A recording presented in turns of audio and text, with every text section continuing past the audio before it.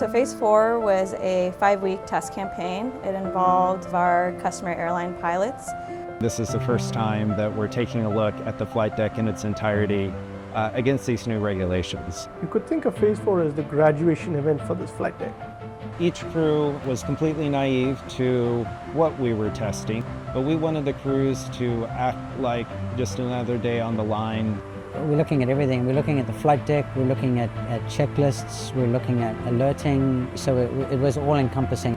Our job was to observe and document their interactions, their decisions, their thought process through each of the distinct scenarios. They included normal operations, but mostly non-normal operations, some checklists that they had to run, and we were really interested in how they were able to manage and mitigate.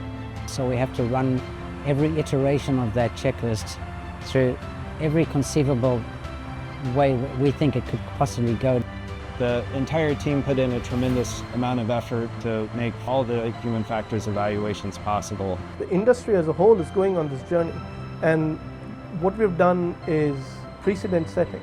We've learned a huge amount, not only sort of given ourselves a structured framework on how we can move forward to the next airplane, but we've also learned for the first time really how crews are interacting in real scenarios.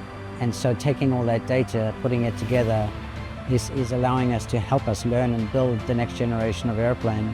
And when I see the first Dash 9 being delivered, I'm going to have a tear in my eye because my team was part of that journey.